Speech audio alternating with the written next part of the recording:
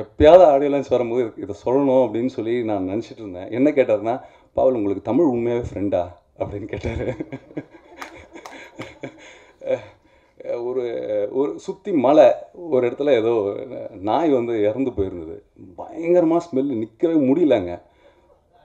அக்னி வெயில் அந்த ஏப்ரல் மேலே நின்றுட்டுருக்கோம், வேர்த்து கொட்டுது, லைட்டு ஃபுல்லாக அப்படி நிற்குது, கண்ணெலாம் கலங்கி 2 பேரும் நின்றுட்டுருக்கோம். அப்போ இந்த கேள்வி கேட்டார், பாவல் உண்மையாக சொல்லுங்கள் உங்களுக்கு தமிழ் ஃப்ரெண்டா அப்படின்ட்டு.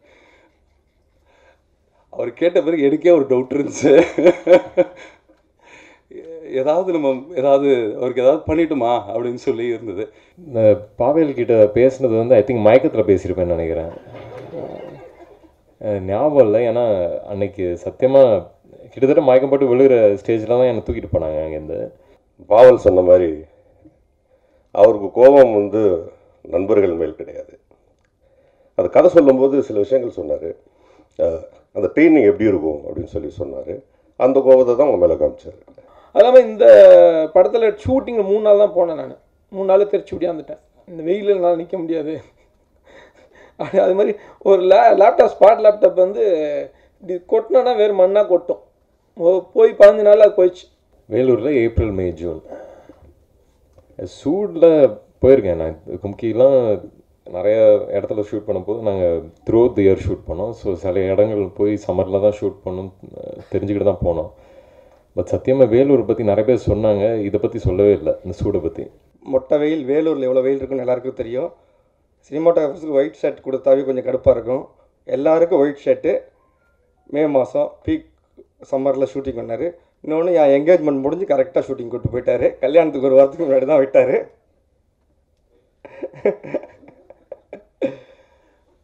இப்படி ஒரு ஷார்ட் போய் விழுந்தாச்சு, ஃபுல்லாக தேய்ச்சி கை எல்லாம் தேய்ச்சிட்டு அப்படியே ஓகே ஷார்ட் ஓகே நடந்து வரேன். அப்படியே அழுதுகிட்டே வரார், கண்ணெல்லாம் அப்படியே தொடச்சிட்டு நேராக வந்து, நண்பா ரொம்ப நல்லா இருந்துச்சு நண்பா, அது ஷார்ட்டில் ஒழுங்காக வரல நண்பா, இன்னொரு தடவை விழுறீங்களா அப்படின்னு கேட்டார்.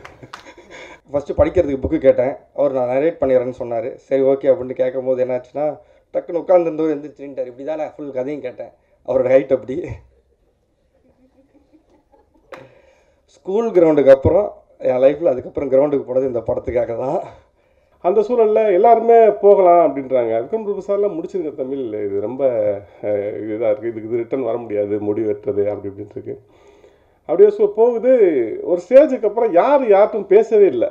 விக்ரம் பிரபுசார்லாம் கடைசி 10 நாள் என்கிட்ட பேசவே இல்லை. அப்படியே எல்லாருமே இருக்கான். என் அசிஸ்டன்ட் டைரக்டர் எய்த்தாப்பில் வருவான், என்னை பார்க்கவே மாட்டான். டே யுவராஜ் அப்படின்னா அண்ணே அப்படின்னு சொல்லுவான். அவ்வளோ தூரம் அவ்வளோ பேர்த்தையும் நான் டார்ச்சர் பண்ணி வச்சுருக்கோம். ஏன்னா டே நைட்டு ஒரு பகலில் முடிச்சுட்டு அப்படியே நைட்டு கன்டினியூ பண்ணுவோம். 20 நாள் நைட்டு இதில் பண்ணோம். 50 நாளில் 20 நாள் நைட்டு வந்து கண்டினியூவாக வந்து ஷூட்லேயே இருந்தோம். அதனால் எல்லாருமே ஒரு மாதிரி ஒரு மன அழுத்தத்தில் தான் அங்கே வேலை செஞ்சுட்டே இருந்தோம். அப்புறம் இன்னொரு விஷயம் இருக்குது, லைக் நிறைய இவ்வளோ டேஸ் என் மைண்டில் இருந்துச்சு, ஆனால் எனக்கு ஒரு கரெக்டாக பிளாட்ஃபார்ம் கிடைக்கல அது எக்ஸ்ப்ரெஸ் பண்ணதுக்காக. That's we had a costumer called Nagesh, and the Nagesh இப்போ இல்லை, he died I think a year 2 years back in an accident, and I think other than us he has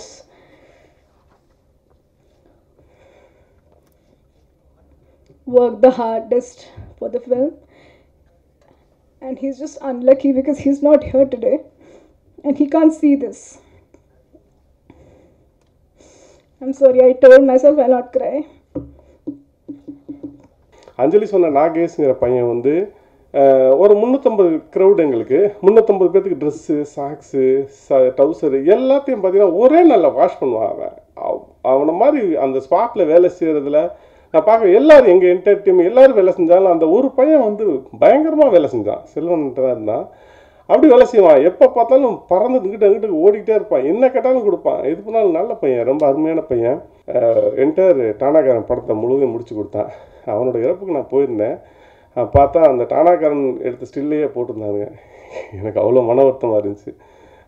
உண்மையிலேயே அஞ்சலி சொன்னது தான்.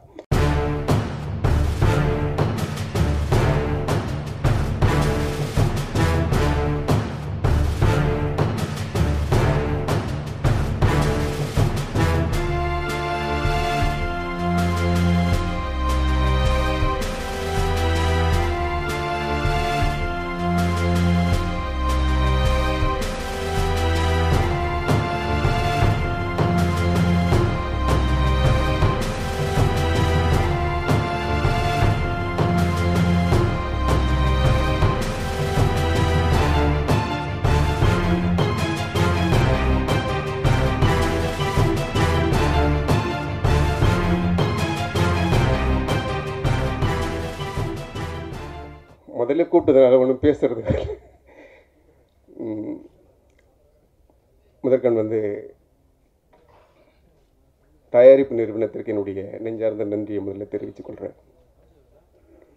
ஒரு புதிய பாடலாசிரியர், அந்த புதிய பாடலாசிரியருக்கு வந்து என்னுடைய முகம் கூட அவங்களுக்கு தெரியாது, இப்போ தான் என்னை பார்க்குறாருன்னு நினைக்கிறேன். இந்த பொட்டன்ஷியலுக்கு ஒரு சிறப்பு என்னென்னா, தகுதியானவர்களுக்கு வாய்ப்பு கொடுக்கறது பொட்டன்ஷியல் நிறுவனத்தினுடைய ஒரு தலையாய கடமை. அப்படி ஒரு தகுதியானவர்களை தான் பெரும்பாலுமே அவங்க எடுத்துப்பாங்க. அப்படி தான் எனக்கு இந்த படத்தில் முதல் படத்தில் 3 பாட்டு கொடுத்துருக்காங்க. முதல்ல அவருக்கு நன்றி சொல்லிக்கிறேன். இயக்குனர் அவர்கிட்ட வேலை பார்க்குறது ரொம்ப கஷ்டமான ஒரு விஷயம். இந்த படம் ஷூட் போயிட்டுருக்கப்போ இரவும் பகலும் அப்படி அவர் விக்ரம் சாரை வதச்சி எடுத்துட்டாங்க. அவர் சொல்ல முடியாத துயரத்தை அனுபவிச்சு அந்த மாதிரி அவ்வளோ கஷ்டம். அந்த வெயில் அவ்வளோ வெயில், அது 110 அவ்வளோ வெயிலில் அவரை போட்டு அப்படியே வதக்கி அதுக்கு அவர் வந்து உண்டான பலன் வந்து இந்த படம் வந்ததுக்கப்புறம் கிடச்சிரும். அப்படி ஒரு கஷ்டமான ஒரு இயக்குனர், திறமையான இயக்குனர். திறமை உள்ளவர்களுக்கு மட்டும்தான் அவரும் வாய்ப்பு கொடுப்பார். அவருக்கு நன்றி சொல்லிக்கிறேன். அஞ்சலி நாயர் அவங்களுக்கு நன்றி சொல்லிக்கிறேன். மாஸ்டர் அவர்களுக்கு நன்றி சொல்லிக்கிறேன். அனைவருக்கும் நன்றி. எனக்கு நிறைய பேர் தெரியாது, நான் புதுசுங்கிறதுனால. இதில் வந்து காதல் பாடல் ஒரு வந்து மோட்டிவேஷன் சாங் சொன்னாங்க. அந்த மோட்டிவேஷன் சாங் வந்து ஒரு துவண்டு கிடக்கிற மனுஷனை எழுதி நடக்கிறது இல்லை, அவனை ஓட வைக்கணும். அப்படி ஒரு பாடல் எழுதி கொடுங்க அப்படின்னு அவர் என்கிட்ட கேட்டார்.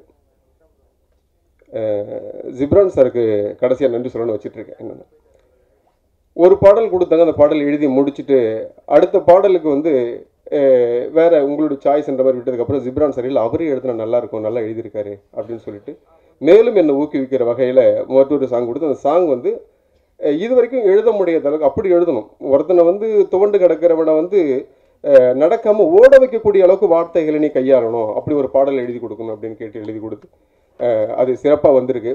பாடல் நீங்கள் படம் பார்க்கும்போது தெரியும். மிகப்பெரிய ஜாம்பவன்கள் மத்தியில் நான் நிறைய பேசக்கூடாதுங்கிற அவை தன்னடக்கத்தோடு இதோடு நிறுத்திக்கிறேன். நன்றி, வணக்கம். அனைவருக்கும் நன்றி நன்றி நன்றி. போலீஸ் ட்ரைனிங்னால எவ்வளோ கஷ்டம் இருக்குன்னு தெரியும். அதுலேயும் விக்ரம் சார் உண்மையான ஒரு போலீஸ் ட்ரைனிங்கில் தான் போயிட்டு வந்துருக்குறாங்க. அது இயக்குனர் வந்து கொஞ்சம் நஞ்சம் இல்லை. ஸோ அவரோட அனுபவங்கள் எல்லாத்தையுமே வந்து இந்த படத்தில் கொடுத்துருக்காங்க. ஏன்னா அவர் அனுபவப்பட்டதாக இருக்கட்டும், அவரோட திங்கிங். ஸோ என்ன வந்து அவங்க போலீஸ் ட்ரைனிங் எவ்வளோ கஷ்டப்படுத்துவாங்க, எந்த அளவுக்கு ட்ரைனிங் எவ்வளோ கஷ்டமாக இருக்கும் அப்படின்றத இந்த படத்தில் பார்ப்பீங்க. அது விக்ரம் சார் கொஞ்சம் நஞ்சம் இல்லை. காலைல 7 மணிக்கெலாம் வந்து ஸ்டார்ட் பண்ணாங்கன்னா மறுநாள் நைட் ஃபுல்லாக போய் ஷூட், அடுத்த நாள் காலைல ஷூட் போய் மதியம் வரைக்கும்லாம் ஷூட் பண்ணியிருக்கேன். கண்டினியூஸாக நான் ஸ்டாப்பாக நைட் ஷூட்டிங் முடிச்சுட்டு அகைன் திரும்ப மார்னிங் திரும்ப மதியம் 2-3 மணிக்கெலாம் கண்டினியூஸ் ஷூட்டிங் பண்ணிட்டு சார் ரொம்ப கஷ்டப்பட்டுருக்காங்க. அதுலேயும் சார் உங்களுக்கு ஃபீவர்லாம் வந்துச்சு நினைக்கிறேன் சார், இல்லையா? 2-3 days ஃபீவர்லாம் இருந்து அப்பவும் கூட வந்து திரும்ப வந்து ஸ்பாட்டில் வந்து கண்டினியூஸாக ஒர்க் பண்ணிகிட்டு இருந்தாங்க சார். அதெல்லாம் சும்மா சொல்ல முடியாது, அவ்வளோ கஷ்டப்பட்டுருக்காங்க. அது இல்லாமல் நான் ஒரு என்சிசி கேடட் நான். ஸோ நான் சார்ஜெண்ட்டாக இருந்திருக்கேன். அப்படின்னும்போது நார்மலாக எப்படி வந்து பரேடில் எப்படி நாங்கள் வந்து பனிஷ் பண்ணுவோன்னு எங்களுக்கு தெரியும். அதேமாரி ஒரு கேடட்டாக இருக்கும்போதே அவ்வளோ பனிஷ் பண்ணுவோம். அப்படின்னும்போது போலீஸ் ட்ரைனிங்கில் எந்த அளவுக்கு வந்து இருக்குன்றதை வந்து தமிழ் சார் அவ்வளோ அழகாக வந்து சொன்னாங்க. அவர் அனுபவம் தான். ஸோ அவர் எந்த அளவுக்கு சொல்கிறோமோ ஸோ அவரோட டேஸ்ட் படி நம்ம வந்து எடுத்து கொடுத்துருக்கேன் அப்படின்னு நினைக்கிறேன். ஓகே, எனக்கு அவ்வளோ பேச தெரியல. நன்றி, தேங்க்யூ. இந்த வாய்ப்பு கொடுத்த பிரபு சார் அவர்களுக்கு முக்கியமாக தேங்க்ஸ் சொல்லியிருக்கேன். இந்த வாய்ப்புக்கு வந்து டைரக்டர் சாரோட ரொம்ப நாள் நான் ஃபாலோ பண்ணிட்டு இருந்தேன். ரொம்ப நாள் கஷ்டப்பட்டு தான் இந்த இடத்துக்கும் இந்த படத்துக்கு லொக்கேஷன்ஸ் இருந்தது எல்லாமே ரொம்ப நாள் தேடி அலைஞ்சி தான் எல்லாத்தையும் பண்ணோம். அதுக்கான பலன் கிடைச்சிருக்கு. எங்களோட வழி தான் இந்த படத்தில் எல்லாத்தையும் சொல்லியிருக்கோம். நல்லா பண்ணியிருக்கோன்றத நம்பிக்கையோடு இருக்கோம். நீங்கள் தான் அதுக்கு கண்டிப்பாக சொல்லணும். இந்த வாய்ப்பு கொடுத்த இயக்குனர் அவர்களுக்கும் ப்ரொடியூசர் அவர்களுக்கும் நன்றி சொல்லியிருக்கேன். வணக்கம். நம்மளுக்கு என்சிசி போனதில்லை, ஸ்கவுட் போனதில்லை, ஸ்கூல்லலாம் அந்த டிபார்ட்மெண்ட் கண்டாவே திருச்சி வெளில நிற்பேன். ஸோ அப்படி இருக்கும்போது தமிழ் கதை சொல்லும் போதெல்லாம் இப்படி தான் உட்காந்து கேட்டுட்ருப்பேன். தமிழ் இவ்வளோ பிரச்சனை இருக்கா போலீஸ் ட்ரைனிங்கில்? ஸோ நம்ம போலீஸ் பார்த்தா பயம் இருக்கும். பட் அவங்களுக்குள்ள அந்த ட்ரைனிங்கில் இவ்வளோ பெயின், இவ்வளோ ஒரு அதுக்குள்ளே நடக்கிற பிரச்சனைகள்லாம் இவ்வளோ தாண்டி தான் அவர் போலீஸ் ஆகிறாங்கங்கிற ஒரு அவ்வளோ எனக்கு புதுசாக இருந்தது அவர் சொல்கிறது எல்லாமே. இந்த ட்ரைனிங்குள்ளே நடக்கிற பிரச்சனைகளை அவர் காமிக்கிறதா அந்த கதைன்னு சொல்லி சொன்னாங்க. ஸோ அதை கரெக்டாக அந்த ட்ரைனிங் மோட்லேயே சொல்லிடலாம். ஒரு ஒரு ஒரு உள்ளே போனால் வெளில வர முடியாது, அதுதான் ட்ரைனிங்கில் இருக்கும். அந்த மாதிரி தான் படத்தை அப்ரோச் பண்ணியிருப்போம். ஒரு இதுக்குள்ளே வெளில வர மாட்டோம். அந்த ஒரு குறுகிய உலகம் தான் அவங்களோட ட்ரைனிங். அந்த உலகத்தை நான் எப்படி ப்ரெசென்ட் பண்ண போகிறேன், அந்த உலகத்துலேருந்து ஆடியன்ஸை வெளியில் கொண்டு வரக்கூடாத மாதிரி நான் ட்ரை பண்ணியிருக்கேன். ஸோ அதை அச்சீவ் பண்ணியிருக்கோம். அது இல்லாமல் இந்த படத்தில் ஷூட்டிங்கில் 3 நாள் தான் போனேன். நான் 3 நாள் தெரிச்சு விடியாந்துட்டேன். இந்த வெயிலில் என்னால் நிற்க முடியாது. அது மாதிரி ஒரு லேப்டாப் ஸ்பாட் லேப்டாப் வந்து இப்படி கொட்டினோன்னா வேறு மண்ணாக கொட்டும். போய் 15 நாள் அது போயிடுச்சு. ஸோ அவ்வளோ ஹீட்டு, அவ்வளோ மண் இருந்தது. ஸோ அவர் பொருட்படுத்தாமல் எல்லாமே பயங்கரமாக நடிச்சிருந்தாங்க. ஸோ விக்ரம் சார் தான் சொல்லவே வேண்டாம். ஸோ அதில் ட்ரைனிங்கில் ஷார்ட்லாம் வரும். கண்டினியூஸாக 4-5 ரவுண்ட்ஸ் வந்து ஒரிஜினலாகவே ஓடி இருக்காங்க ரஷ் பார்க்கும்போது.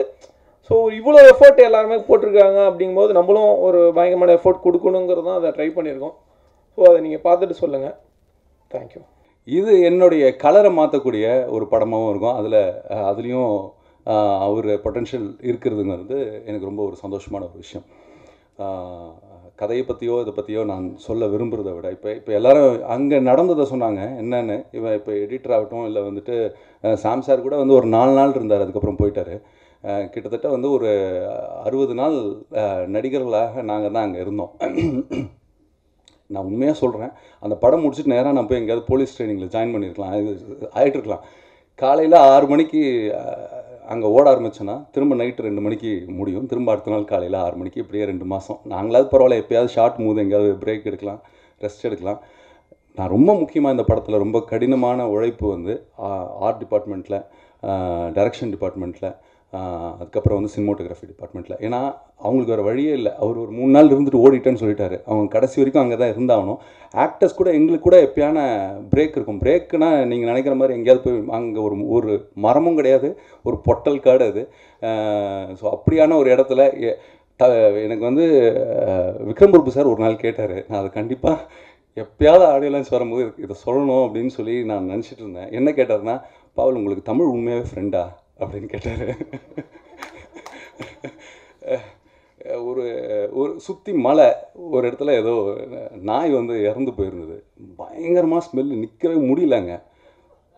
அக்னி வெயிலில் அந்த ஏப்ரல் மேலே நின்றுட்டுருக்கோம், வேர்த்து கொட்டுது, லைட்டு ஃபுல்லாக அப்படி நிற்குது, கண்ணெலாம் கலங்கி 2 பேரும் நின்றுட்டுருக்கோம். அப்போ இந்த கேள்வி கேட்டார், பாவல் உண்மையை சொல்லுங்கள் உங்களுக்கு தமிழ் ஃப்ரெண்டா அப்படின்ட்டு.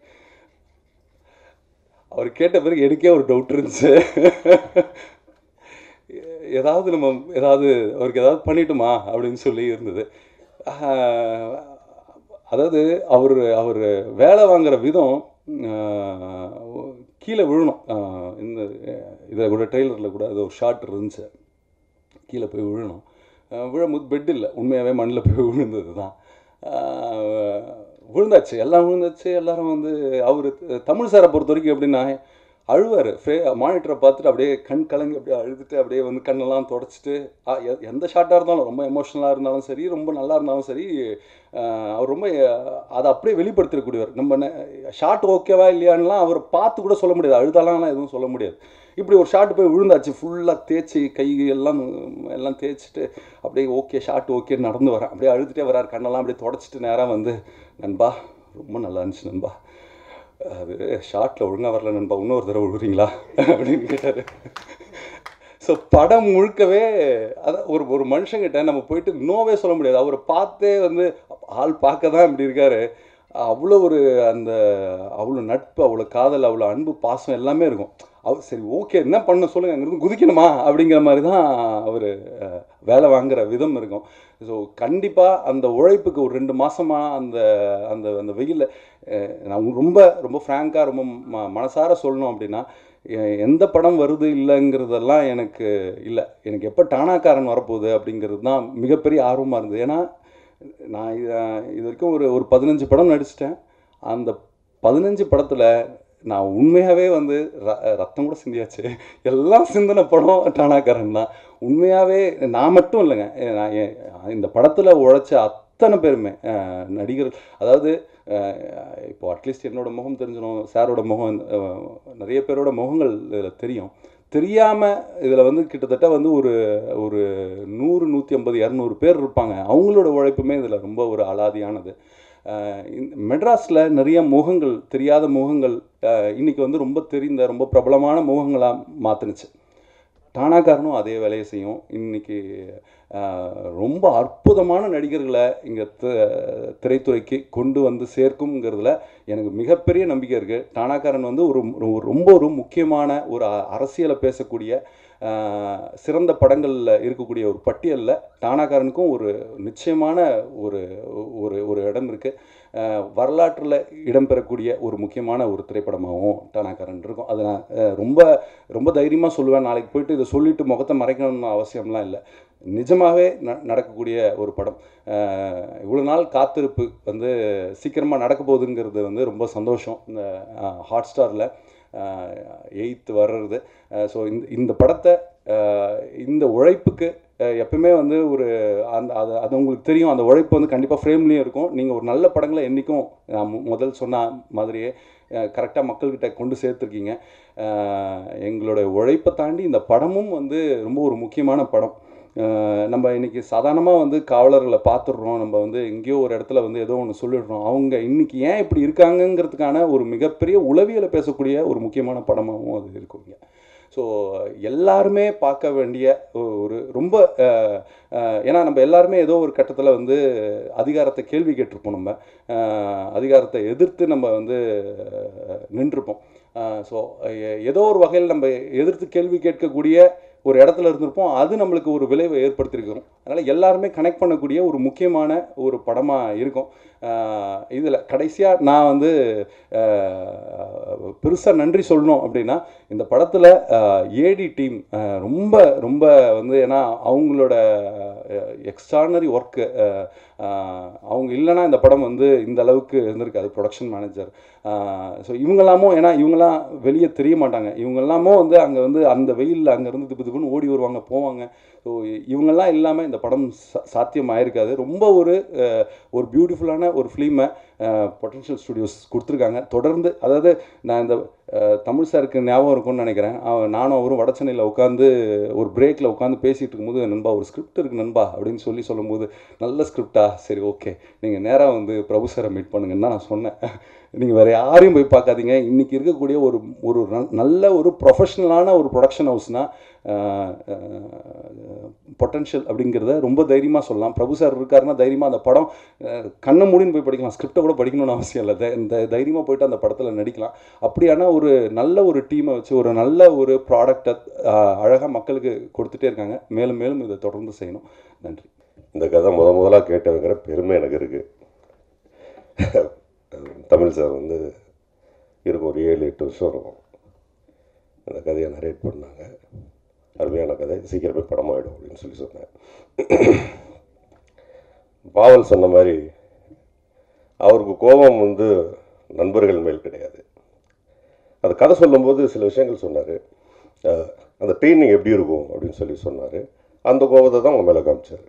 ஆக்சுவலாக அவர் கிரவுண்டில் அவர் வாங்கின அடிகள் அது எல்லாத்தையுமே படமாக கொண்டு வந்து பண்ணியிருக்காரு.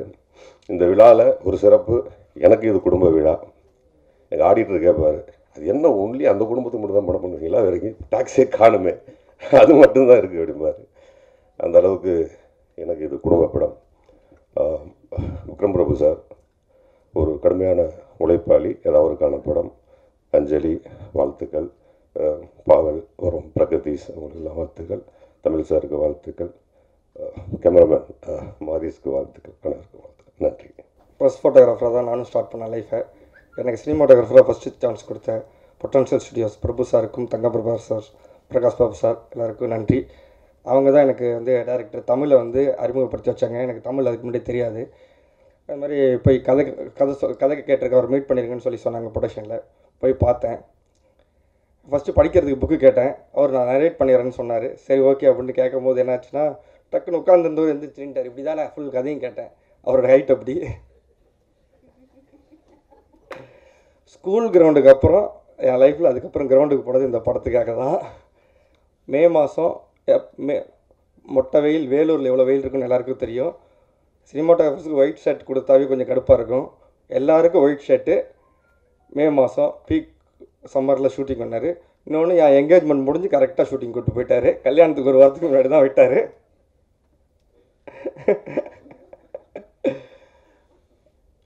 மற்றபடி இந்த படத்தில் A to Z எனக்கு இந்த போலீஸ் ட்ரைனிங் பற்றி எதுவுமே தெரியாது. எல்லாமே டைரக்டரோட இன்புட் தான். அப்புறம் இந்த படத்தில் வந்து விக்ரம்பிரபு சார் பரேட்லாம் எவ்வளோ தூரம் ஓட சொன்னாலும் வந்துகிட்டே இருந்தார். ஓடி எங்களை விட அதிகமாக ஓடினது அவர் தான். அப்புறம் ஹீரோயின் அவங்களும் போலீஸ் ரோல் தான் பண்ணியிருக்காங்க. மற்றபடி இன்னும் போஸ் வெங்கட் அண்ணன், MS Bhaskar sir, Lal sir, Madhusudhanan, Pragadeesh அண்ணன், அப்புறம் இன்னும் நிறைய பேர் இங்கே உட்காந்துருக்காங்க.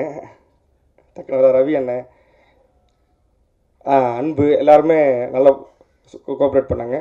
முக்கியமாக இந்த படத்தில் என்னோடய டீம், அசிஸ்டன்ட் கேமராமேன் டீம் வந்து ரொம்ப சப்போர்ட். இளையராஜா, யுவராஜ், பாலாஜி, இன்னும் பசங்க எல்லோரும் இது பண்ணாங்க. இன்னொரு விஷயம், இந்த படத்தில் வந்து சாதாரண படம் மாதிரி லைட்டை வச்சுட்டு இது பண்ண முடியாது. ஸோ ஃபுல்லாக ஓப்பன் கிரவுண்டுங்கிறதுனால இப்போ விக்ரம் பிரபு சார் ஓடி வர்றாருன்னா நம்ம ரிஃப்ளெக்டரை ஃபாலோ பண்ணோன்னா லைட் மேனும் கூட ஓடி வந்துக்கிட்டே இருந்தாங்க. ஸோ இதுக்கு பெரிய தேங்க்ஸ் சொல்லிக்கிறேன். ACS light man team, Simon, Sathish, Anand, Venky, Vinod, இவங்க டீம், அப்புறம் crane team, Kumar and team, அப்புறம் என்னோடய ஃபோக்கஸ் புல்லர் சுப்பு. ஏன்னா இதில் வந்து நடித்த 90% பேர் வந்து சினிமாவுக்கு புதுசு. பரேட்லாம் சொல்கிற மார்க்கில் நிற்க மாட்டாங்க. ஸோ அதெல்லாமே எனக்கு சப்போர்ட் பண்ணது ACS டீம். என்னோடய டீம் எல்லாருக்கும் நன்றி. தேங்க்யூ. மாநகரம் அண்டு மான்ஸ்டர் படங்களுக்கு அப்புறம் அந்த சென்டிமெண்ட்டையும் உடச்சி ஒரு டானாக்காரன் வந்திருக்கு. கதையை முதல்ல அந்த கதையை படித்த உடனே எங்களுக்கு தோணுன ஒரு விஷயம்னா, இந்த கதை ரொம்ப நாள் நிறைய இடங்களில் முயற்சி செய்யப்பட்டு அது வந்து நிறைய தடங்களுக்கு அப்புறமா தான் எங்களுக்கு வந்துச்சு. அப்போவே ஏன் இந்த படம் வந்து எப்படி இவ்வளோ நாள் மிஸ் ஆச்சு அப்படின்னா இந்த கதையை படித்தோடனையும் தோணுச்சு. அந்தளவுக்கு அந்த கதையில் அவ்வளோ டீட்டெயில்டாக ஒரு தமிழ் அதை பண்ணியிருந்தார். அண்டு படம் ஆரம்பிக்கிறதுக்கு வந்து அது ஃபஸ்ட்டு விஷயம் சரி, ஏன் வந்து இவ்வளோ நாள் அந்த தடங்கள் இருக்குது அப்படிங்கிற அந்த கதையை விஷுவலாக யோசிக்கிறப்பவே நமக்கு புரிஞ்சுது. பிகாஸ் இந்த கதையில் ஒரு நிச்சயம் லீட் ஆக்டர் மேலே தான் நம்ம கான்சன்ட்ரேஷன் இருக்கும். இருந்தாலும் அந்த கதையில் ஒவ்வொரு ஃப்ரேம்லேயும் அந்த லீட் ஆக்டருக்கு இணையாக ஒரு 150 பேர் நடிச்சுக்கிட்டே இருக்கணும். அதுதான் இந்த படத்தினுடைய மிக முக்கியமான ஒரு சேலஞ்சாக இருந்துச்சு. அந்த 150 பேரும் சும்மா ஓகே ஒரு 20 பேர் லெஃப்டில் நடந்து ரைட்டில் நடந்து போகணும் இல்லாமல் எல்லோரும் கம்ப்ளீட் ஃபுல் மூவியும் ஒரு ஆக்ஷன் சீக்வன்ஸ் பண்ண மாதிரி இருக்குது. அப்படி ஒரு சேலஞ்ச் இருந்தது. அண்டு இது வரைக்கும் நம்ம திரையில் பார்த்துடாத ஒரு உலகத்தை வந்து முழுமையாக கிரியேட் பண்ண வேண்டிய ஒரு தேவை இந்த படத்துக்கு இருந்தது. நம்ம இது வரைக்கும் ஒரு போலீஸ் ட்ரைனிங் அப்படிங்கிறது வந்து கஷ்டம்னு எல்லாருமே நம்ம கேள்விப்பட்டிருக்கோம். அதை முழுமையாக ஒரு ஸ்க்ரீனில் பார்த்து அதை உணர வைக்கிறது அப்படிங்கிறது வந்து அதை தத்ரூபமாக வந்து ஸ்கிரிப்டில் கொடுத்துருந்தாரு. அதை கன்வர்ஷன் அப்படிங்கிறது, ஸ்கிரிப்ட் டு ஸ்க்ரீன் கன்வர்ஷனுங்கிறது எப்போவுமே அது பல செதறல்களுக்கு அப்புறம் தான் ஒவ்வொரு படமும் வந்து சேருது. அப்படி எதுவும் இல்லாமல் வரணும் அப்படிங்கிற இதில் முதல்ல ஃபஸ்ட்டு விக்ரம் பிரபு அவர் பார்த்தோம். அவர் இமீடியட்டாக பிடிச்சது பண்ணணுன்னு விருப்பப்பட்டார். அண்டு அதுக்கடுத்தது இந்த படத்தில் ஒரு கதாபாத்திரம் மட்டுமில்லை, அதில் இருக்கக்கூடிய ஒவ்வொரு கதாபாத்திரமும் ஒரு விஷயத்தை பேசுகிற மாதிரி இருக்கும். அதனால் அதில் இருக்கக்கூடிய அந்த ஈஸ்வரமூர்த்திங்கிற கேரக்டர் தான் ரொம்ப முக்கியமான கேரக்டராக இருந்துச்சு. அதுக்கு லால் சார் வந்து முழு ஈடுபாடோட அந்த படத்தில் அந்த கேரக்டர் பண்ணி கொடுத்தாரு. அண்டு இது கூட MS பாஸ்கர் சார் ஆகட்டும், மதுசூதனன் சார் ஆகட்டும், போஸ் சார் ஆகட்டும், அண்டு பாவல், இங்கிலீஷ், இது பிரகதீசன், நீங்கள் நிறைய ஒவ்வொருத்தரும் தனித்தன்மையாக இந்த படத்தில் வந்து வெளியே தெரிவாங்க. அந்தளவுக்கு அவங்க எஃபோர்ட் கொடுத்துருந்தாங்க இதில். அண்ட் அதை சரி இந்த படத்தை நம்ம விஷுவலாக பண்ணணும் அப்படிங்கிறப்போ நாங்கள் யோசிச்சுட்டு இருந்தப்போ இது யார் கரெக்டாக இருக்கும் அப்படின்னப்போ அந்த டைமில் நாங்கள் ஒரு சின்ன படம் ஒன்று நாங்கள் கதை ஓகே பண்ணி அந்த கதைக்கு நாங்கள் ஒரு டெஸ்ட் ஷூட் ஒன்று பண்ணியிருந்தோம். அப்போ அந்த கதையினோட டைரக்டர் கூட்டிகிட்டு வந்தவர் தான் மாதேஷ். ஸோ அந்த ஒரு ஒன் டேயில் வேற ஒரு கதையில் ஒரு பர்டிகுலர் சீனை வந்து அவ்வளோ இதுவாக டெலிவர் பண்ணியிருந்தார். நிச்சயமாக மாதேஷ் அதை பண்ணுவார் அப்படின்னு சொல்லிட்டு மாதேஷ் இம்மீடியட்டாக நம்ம ஒரு தமிழ் மீட் பண்ண வச்சோம். அவங்க இம்மீடியட்டாக 2 பேரும் படம் பண்ணாங்க. ஸோ எல்லாருமே பேசியிருப்போம் இதுக்கு எவ்வளோ எஃபர்ட் தேவைப்பட்டுச்சு அப்படின்ட்டு. ஸோ அதை வந்து முழுமையாக அது ஒவ்வொரு டிபார்ட்மெண்ட்டில் இருந்து அதை கொடுத்தாங்க. எனக்கு இந்த படத்தை பொறுத்தளவுக்கு ஒரு சின்ன குற்ற உணர்ச்சி உண்டு. ஏன்னா அந்த ஷூட் எல்லா படத்துக்கும் ஷூட் போய் கூட இருப்போம். இந்த படத்தில் நான் தப்பிச்சிட்டேன்னு சொல்லலாம். ஏன்னா இதை வேடிக்கை பார்க்கறது கூட கஷ்டம் அந்த படத்தை. ஸோ அவ்வளோ இதான சூழ்நிலை. பட் ஸ்டில் இதுக்கு ஒரு சரியான ஒரு பேக்கிங் தேவைப்பட்டுச்சு டெக்னிக்கலாக எல்லா சைட்லேயும். அந்த வகையில் எங்களுக்கு ஒரு கம்ப்ளீட் ட்ரஸ்ட் நம்பி ஓகே இவங்க கையில் ஒப்படைச்சிட்டா அவங்க பார்த்துக்குவாங்க அப்படிங்கிற மாதிரி Philo it's like a family. So அந்த வகையில் ஃபிலோ முழு வகையில் இந்த படத்தை வந்து எங்களோட இடத்துல இருந்து அந்த படத்துக்கு தேவையான எல்லா ஒத்துழைப்பும் கொடுத்து பண்ணார். அது இதெல்லாம் முடிக்கிறப்ப ஃபைனலாக இதுக்கு மியூசிக் அந்த வகையில் ஜிப்ரான் ஆல்ரெடி தீரன் நாங்கள் பண்ணியிருந்தோம். அவர் வந்து ஒரு பாடலுக்கு முக்கியத்துவம் இருக்குது. அதை விட அவங்களுக்கு அதில் பேக்ரவுண்ட் ஸ்கோர் ரொம்ப அதிக முக்கியத்துவம் வேணும் அப்படிங்கிற இதில் ஜிப்ரான் ரொம்ப நல்ல ஒர்க்கு கொடுத்துருக்காரு. ஸோ அண்டு இந்த முழு படத்துலேயும் வந்து எல்லோரும் பேசுனதுலேருந்தே தெரிஞ்சிருக்கு என்னடா இவ்வளோ பேசுகிறாங்க, வெயில் கஷ்டம்னு பேசுகிறாங்க அப்படின்னு ஒரு ப்ளசன்ட்னஸ் ஏதோ ஒன்று வேணும் இல்லையா. அந்த ஒரு மொட்டை காட்டில் ஏதோ ஒரு நல்ல மரம் வந்து பார்த்தா எவ்வளோ ரிலீஃப் அந்த மாதிரி அஞ்சலி நாயர் இந்த படத்தில் இருப்பாங்கன்னு நினைக்கிறேன். ஸோ அந்த அளவுக்கு ஓவராலாக எங்களுக்கு திருப்தியாக வந்திருக்கு. ஒரு நல்ல படம். நாங்கள் எப்படி அந்த ஒரு போலீஸ் ட்ரைனிங் இருக்கக்கூடிய ஒரு வாழ்வியல், அதில் இருக்கக்கூடிய நடக்கக்கூடிய விஷயங்கள், அதிலிருந்து எழக்கூடிய கேள்விகள், நமக்கு கிடைக்கக்கூடிய பதில்கள், இந்த மாதிரி பல விஷயங்கள் இந்த படத்தில் பார்க்குறப்ப தெரியும். எங்களுக்கு தோணுது இந்த படம் பார்த்து வெளியே வர்றப்போ சந்திக்கக்கூடிய முதல் காவல்துறை அதிகாரி மேலே ஒரு சின்ன ஒரு என்ன சொல்கிறது பரிதாபம் கலந்த ஒரு மரியாதை வரும்னு நான் நினைக்கிறேன். இவ்வளோ கஷ்டப்பட்டு இந்த இடத்துக்கு வர்றீங்களா அப்படிங்கிற மாதிரி. ஸோ அந்த வகையில் பல விஷயங்கள் அந்த படத்தில் ஒரு தமிழ் பேசியிருக்காரு. ஸோ இந்த படத்தில் இதை வந்து ஒரு முழுமையான படமாக கொண்டு வர்றதுக்கு எங்களுக்கு துணைன்ற மொத்த டீமுக்கும் அண்ட் எங்களுடைய ப்ரொடக்ஷன் டீம் சிராஜ் ஆகட்டும், சசி அண்டு எவ்ரிபடி இதில் ஒர்க் பண்ண எல்லாருக்கும் நன்றி. அண்டு எங்களோட பார்ட்னர்ஸ் தங்கப்பிரபாரன், எங்களோட தங்கமாமான்னு சொல்லுவோம், அவராகட்டும், பிரகாஷ், கோபி, எல்லாருக்கும் மொத்த டீமுக்கும் என்னுடைய நன்றியை தெரிவிச்சுக்கிறேன். இது வருகிற ஏப்ரல் 8ஆம் தேதி ஹாட்ஸ்டாரில் வெளியாகுது. தியேட்டர்லாம் திறந்தாச்சு. இப்போ ஏன் வந்து ஓடிடியில் வர்றீங்கன்னு பல கேள்விகள் வருது. இந்த மாதிரியான ஒரு படம் இன்றைக்கி இந்த 2 வருட காலகட்டத்தில் நிறைய பெரிய படங்கள் நின்று ஒரு கேட் கிராஷ் சினாரியோ உருவாகி இன்னும் குறைஞ்சது ஒரு 6 மாத காலத்துக்கு பெரிய படங்கள் தவிர சின்ன படங்களுக்கு ஒரு சரியான ஆடியன்ஸு வர முடியாத ஒரு சூழ்நிலை இருக்கிறதா உணர்ந்தோம். ஏன்னா பேக் டு பேக் பெரிய படங்கள் வர்றப்போ அதுக்கு நடுவில் சின்ன படங்கள் வந்து சரியாக ஆடியன்ஸ் கிட்ட போய் சேராமல் இருந்துடக்கூடாது அப்படிங்கிறதுனாலையும். ஸோ இந்த மாதிரியான ஒரு படம் ஒரு இந்தியா முழுக்க இருக்கக்கூடிய ஆடியன்ஸ்க்கு ஒரு லாங்குவேஜ் பேரியர் இல்லாமல் போய் சேரணும் அப்படிங்கிறதுக்கு ஒரு டைரக்ட் ஓடிடி ஒரு நல்ல பிளாட்ஃபார்மாக தெரிஞ்சுது. இவ்வளோ எஃபர்ட் போட்டு பண்ணின ஒரு படம், இவ்வளோ நல்லா வந்திருக்கக்கூடிய ஒரு படம் ரொம்ப எளிதாக மக்களிடையே நேரடியாக போய் சேரணும் அப்படிங்கிறதுக்கு ஒரு நல்ல பிளாட்ஃபார்மாக இருந்துச்சு. 2019 வந்து ஷூட் பண்ணோம். ஏன்னா இந்த படத்தை பொறுத்தளவுக்கு இது வந்து ஒரு டைம் லைனுக்குள்ளே ஒரு சீசனல் ஃப்ரூட் மாதிரியான படம் கிடையாது. இது இன்னும் 10 வருஷம் கழித்து அந்த படத்தை ரிலீஸ் பண்ணாலும் ஃப்ரெஷ்ஷாக இருக்கும் அந்த மாதிரியான ஒரு படம். ஸோ அதனால் வந்து இது எல்லாருக்கும் போய் சேரணும், எல்லா மாநிலங்களில் இருக்கக்கூடிய எல்லா மொழியில் இருக்கக்கூடிய மக்களுக்கும் போய் சேரணும், இந்த எஃபர்ட் நல்லபடியாக ரீச் ஆகணும் அப்படிங்கிற ஒரு முக்கியமான ரீசனும் அதுக்கு பின்னாடி இருக்கக்கூடிய எங்களுடைய வியாபார சுயநலம் சொல்லலாம் எல்லாம் சேர்ந்து இந்த படம் ஓடிடியில் வருது. பட் நிச்சயமாக உங்களுடைய எதிர்பார்ப்புகள் இந்த படம் பூர்த்தி செய்யும் நம்புகிறோம்.